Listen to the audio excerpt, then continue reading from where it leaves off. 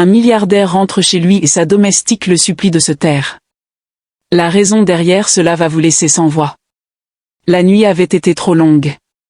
Kingsley Adebanjo s'était retrouvé coincé à l'un de ces dîners de charité que ses associés d'affaires insistaient pour qu'il fréquente. Une salle remplie de discours bien rodés, de vins rouges qui avaient plus le goût de la poussière que de douceur, et d'hommes qui mesuraient leur richesse au nombre de montres de luxe qu'ils possédaient et au nombre de zéros sur leur chèque de don. Il avait souri, serré des mains, griffonné un gros chèque pour un orphelinat et s'était éclipsé discrètement avant minuit. Quand son chauffeur le déposa devant son pantouse au mur de verre, Kingsley ne voulait qu'une chose, le silence. Ses épaules le faisaient souffrir, sa tête le lançait. Il rêvait d'un verre fort, peut-être de 10 minutes de paix avant de s'effondrer dans le lit qu'il n'avait pas touché depuis presque une semaine. Dehors, l'immeuble était encore vivant, les néons clignotaient dans la nuit, les vendeurs criaient leurs derniers épis de maïs grillés sur le bord de la route, et les éclats lointains d'une boîte de nuit résonnaient dans l'air.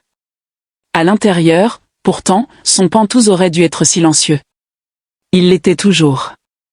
Mais au moment où Kingsley ferma la porte derrière lui, quelqu'un l'attrapa.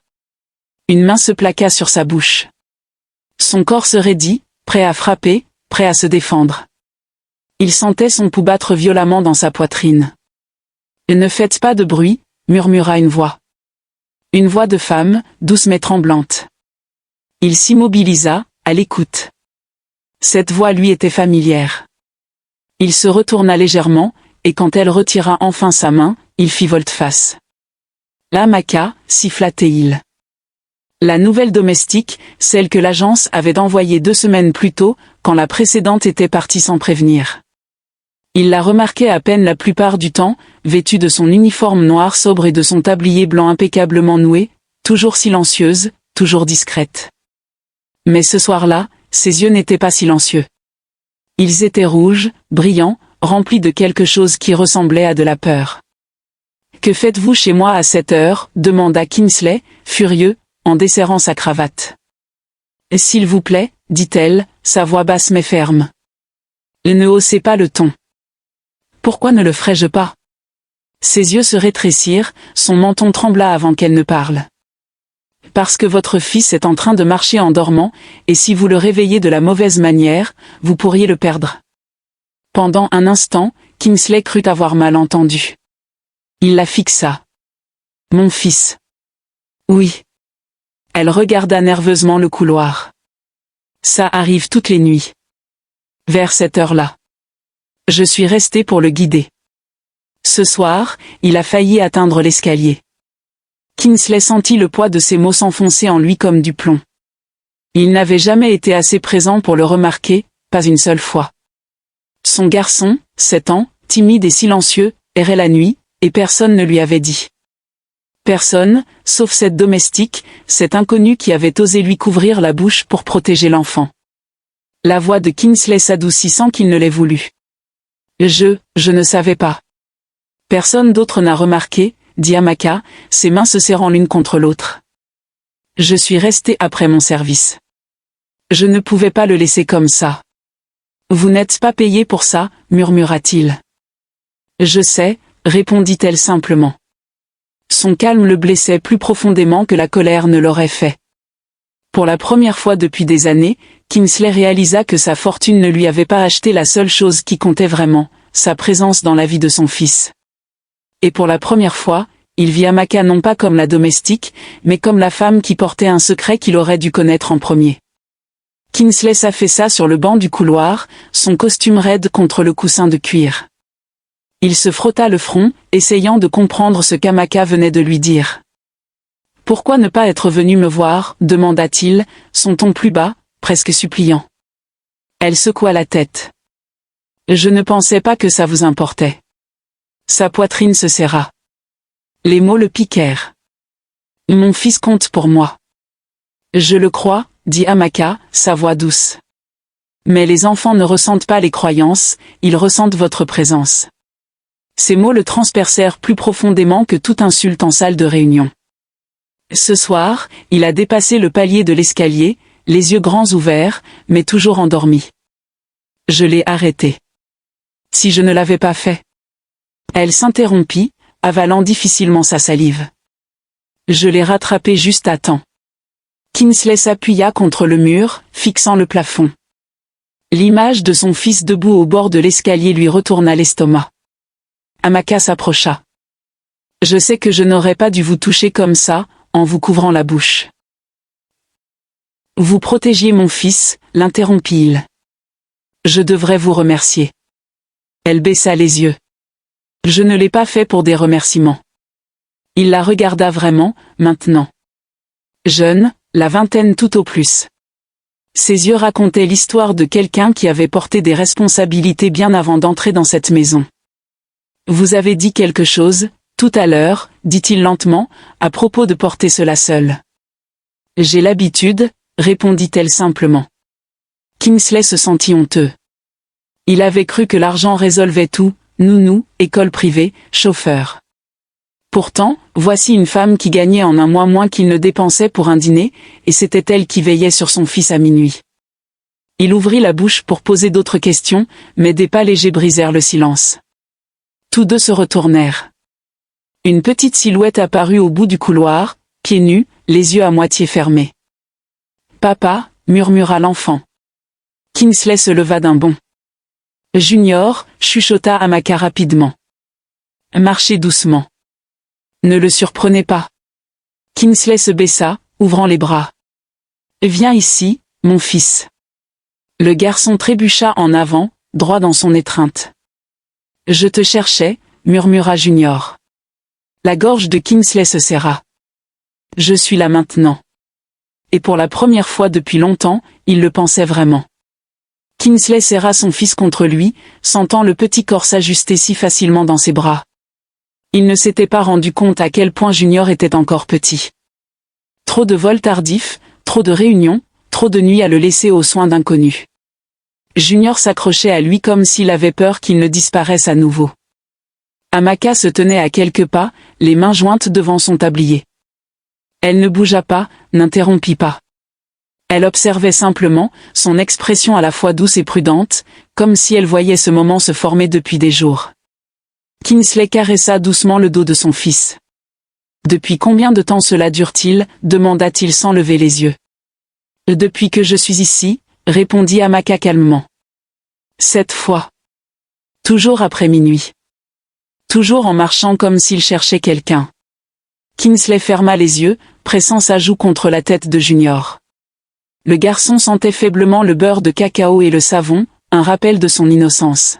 « Il croit que je l'ai abandonné » murmura Kingsley.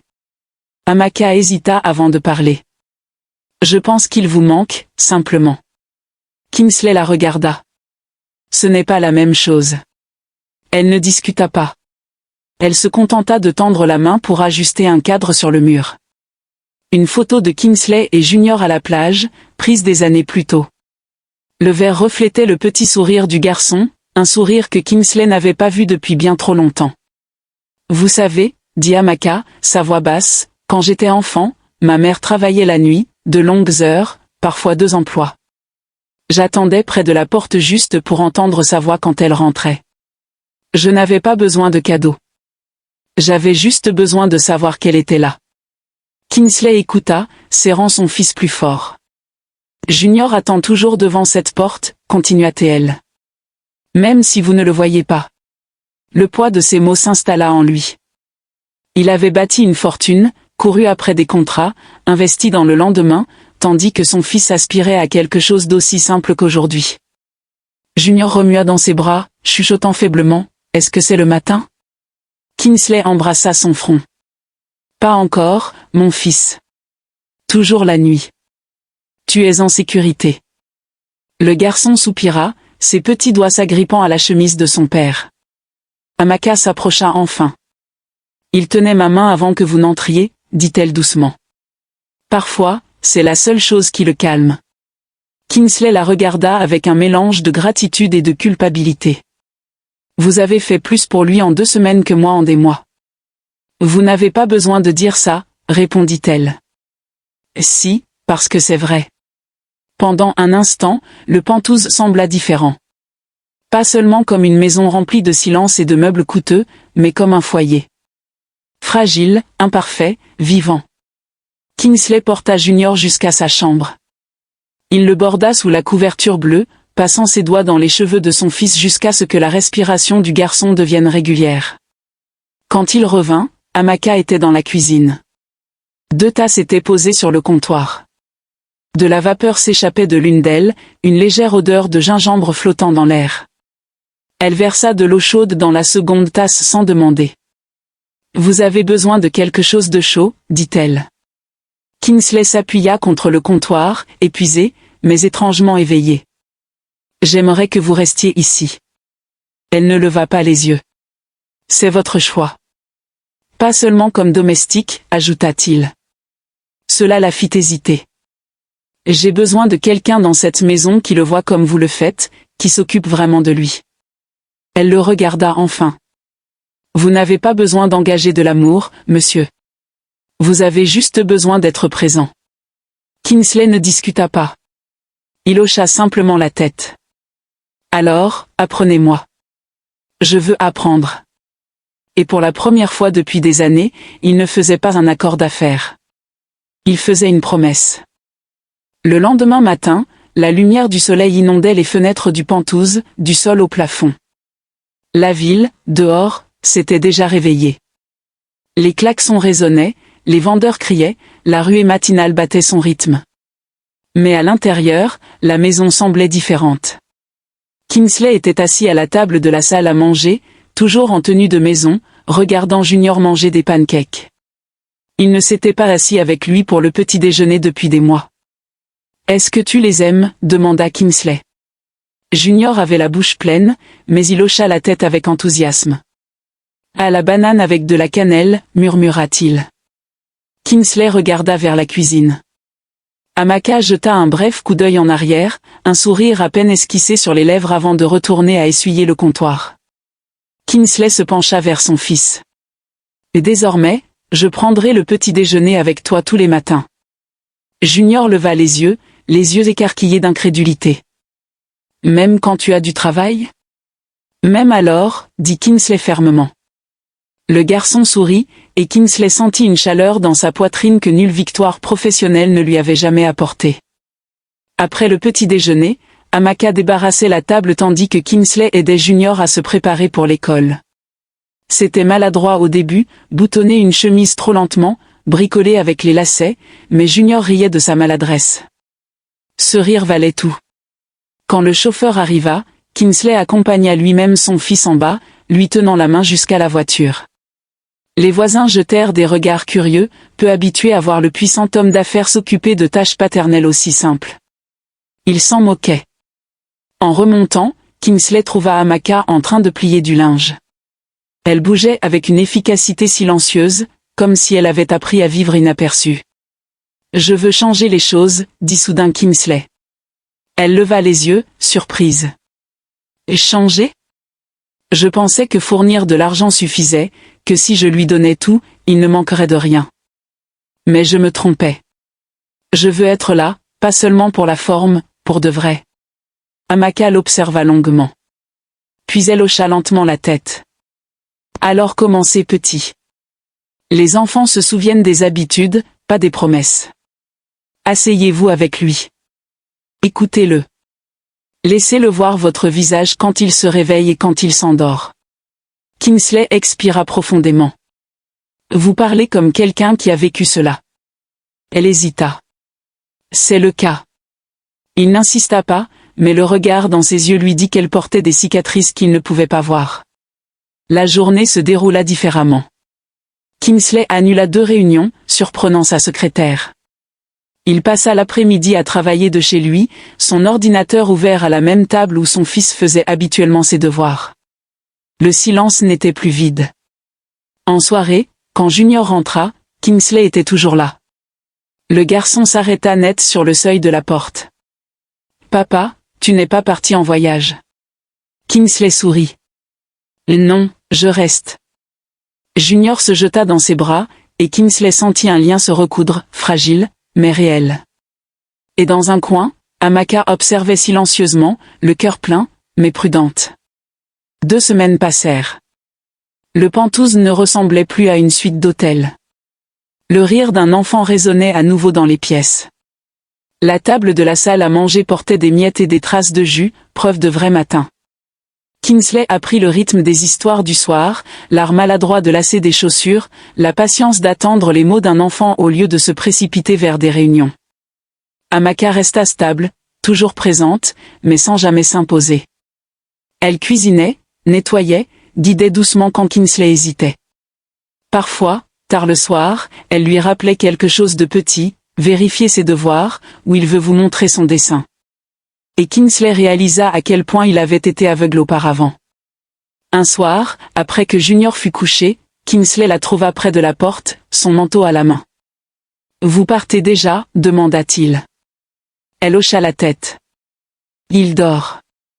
Mon travail est terminé. » Il hésita, puis parla. « Amaka, merci. » Elle le regarda, incertaine. « Pourquoi ? » Pour l'avoir sauvé cette nuit-là. Pour m'avoir appris ce que signifie être présent. Elle secoua la tête. « Vous l'avez sauvé vous-même. Je n'ai fait que veiller jusqu'à ce que vous arriviez. » Il s'approcha. « Non, vous m'avez rendu mon fils. » Les mots restèrent lourds entre eux. Elle baissa les yeux, sa voix douce. « Il n'a pas besoin d'un héros. Il a juste besoin de son père. » Kingsley sentit ces mots s'ancrer dans son cœur comme une vérité gravée dans la pierre. Du couloir, la petite voix de Junior appela « Papa ». Kingsley se retourna instantanément. « Je suis là, mon fils. » Il se précipita, laissant Amaka debout près de la porte, un sourire fugace aux lèvres, avant de disparaître dans la nuit. Cette nuit-là, alors que Kingsley bordait Junior, il chuchota « Je ne partirai nulle part. Désormais, quand tu te réveilleras, je serai là. » Les petits bras de Junior s'enroulèrent autour de son cou. « Tu promets ?» Kingsley embrassa son front. « Je promets. » Et pour la première fois depuis très longtemps, il se sentit plus qu'un homme riche. Il se sentit père. Si cette histoire t'a touché, n'oublie pas de laisser un like et de t'abonner pour plus de récits inspirants et émouvants. Dis-nous dans les commentaires d'où tu regardes. Nous chérissons chaque message de ta part. En attendant notre retour, reste bienveillant, reste plein d'espoir, et reste avec nous.